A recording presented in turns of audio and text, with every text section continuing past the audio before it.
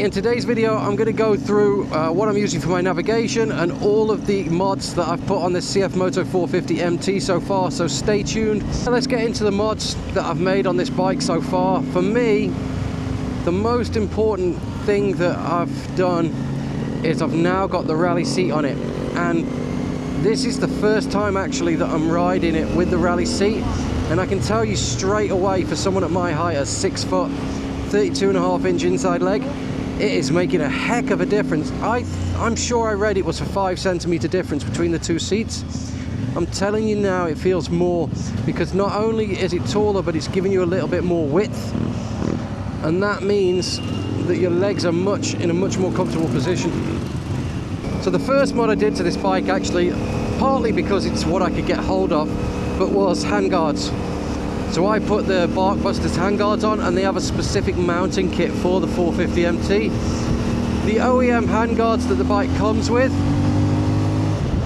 are alright, and if you don't think you're going to do much off-road, you don't feel like you're going to drop it much, then I think they'd be okay. They can certainly fine for wind deflection.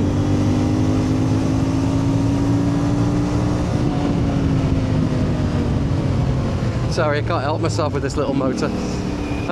They're okay for wind deflection. I reckon they'd even take like one drop maybe before they snap out of position. The thought of breaking levers here when I've got to mess about trying to order new ones in is just not worth it. So for the price of the handguards, I paid about 11,000 pesos for those. These are rock solid, they're easy to fit, just got to maneuver a few wires down here. The next mod I did is I've had to be messing around with my navigation system, because if you see my video where we went to Negros, my TomTom Rider 550 was just bloody useless. So I had a little play around with quad locks, with using my phone, sort of ummed and ahed about getting a Garmin. In the end, I got this Aochi C6 Pro. They sent it to me to test out, and that is all I've been using now for the last 2 months or so. And what that enables me to do here is just have direct Apple CarPlay, or if you use Android, it allows you to do the Android equivalent, and you can connect your phone straight to it wirelessly. What are these kids doing? And I can now use Google Maps. I can actually use any mapping. I can use Apple Maps if I want, but Google Maps is the best here. So I now use Google Maps with this, and I just find it so much better. Hey!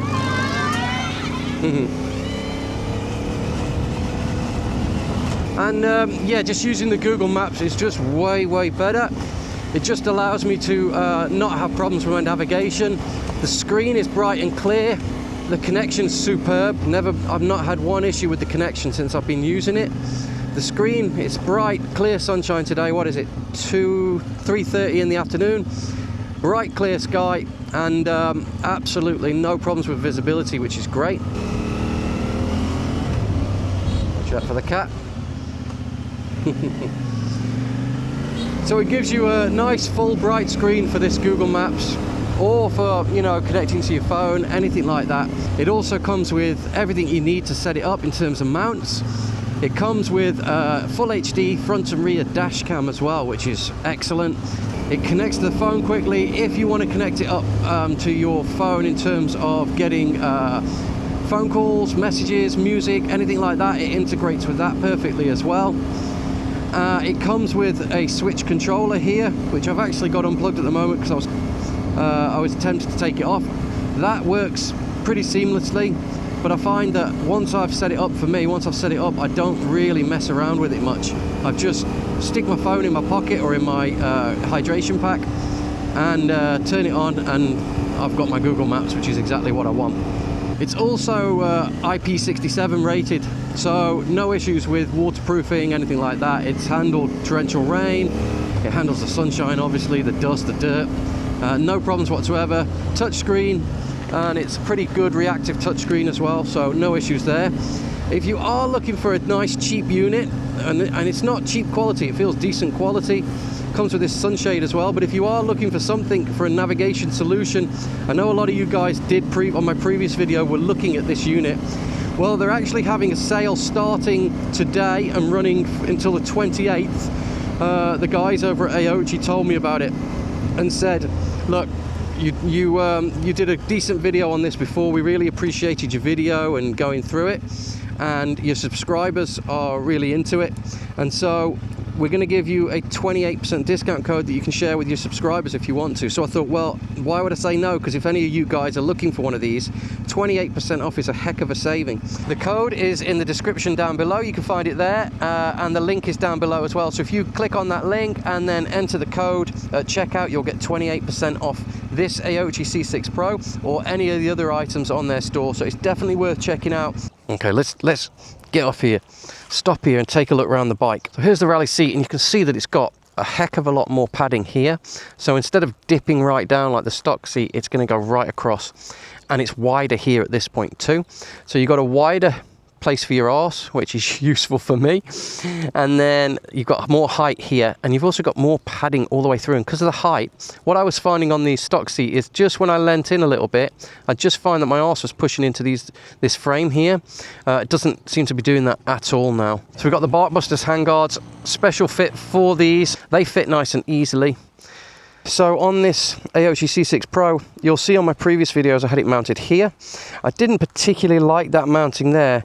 It was fine for visibility, but I found that the position I liked it in, it was dropping down and slightly in the way if I wanted to refuel. So what I did actually is I bought a little rally mount from, again, Uncle Wang's, and I fitted the rally mount on here. So on the CF Moto, you do have this rally bar here, but it's too thin for all my mounts, so I actually bought this mount, which is a little bit fatter. I think it was like $15–20 or something like that, and then I fitted on the Aochi ram mounts and stuff. Hi. Hey. Cute.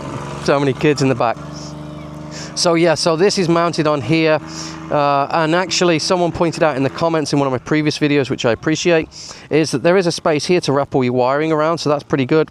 I need to tie this off before I go on a long trip, but I haven't done that yet. That's a pretty neat solution. This now gives me that great viewpoint. I'll show you here.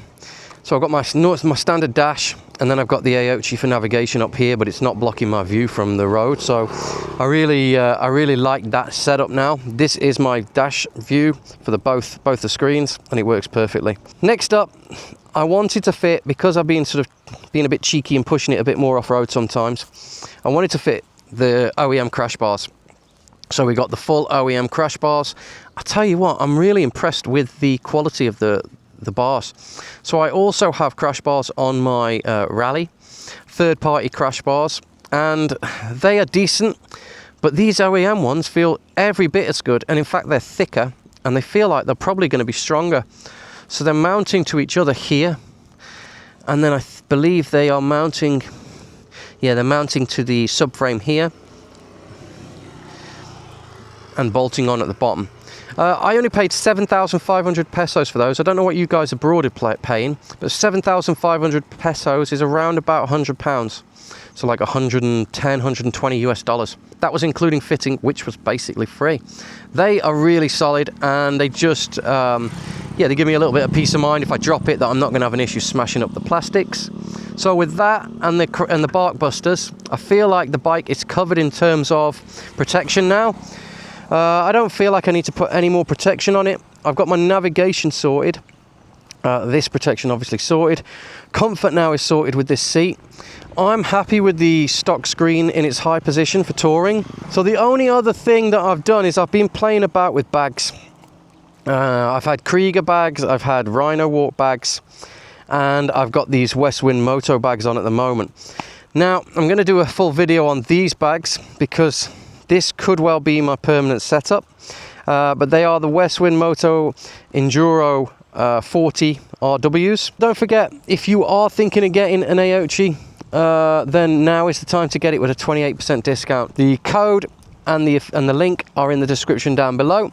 You pop that code in on the website and you'll get 28% off until the 28th of this month.